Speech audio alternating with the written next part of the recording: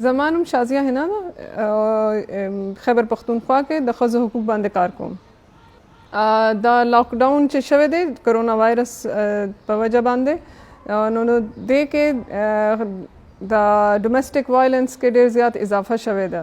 2 میاشتو کې 23 مرډر کیسز شوی دي، 2 ریپ کیسز ښځو سره او 2 ریپ کیسز ماشومانو سره شوی دي.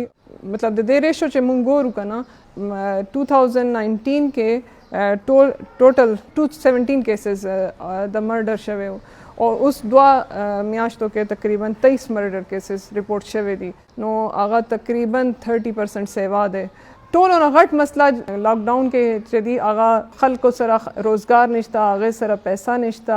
obviously سایکولوجیکل پریشرز راځي، وړوکې کورونه دي، ماشومان هم شته او جوائنٹ فیملیز ایکسټینډډ فیملیز شته. نو د دې کې جنگ جګړې دا ډېر زیات کیږي. ښځې چې دي هغه یو ویک سیګمنټ اف د سوسایټي هم دی. نو سړي چې دي خپل غصه ښځو باندې وباسي.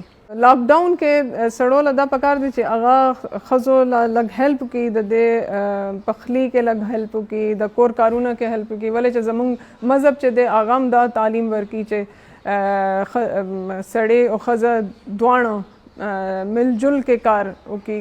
د مولویان صاحبان چې دي د دې له پکار دی چې لږ خپل بیان کې د خلک کو تعلیم ورکړي چې څنګه ژوند تیرول پکار دی، کور کې څنګه ژوند تیرول پکار دی، ښځو سره څنګه اخلاق پکار دی. نو بیا دا مسله چې دی لږ به کم شي.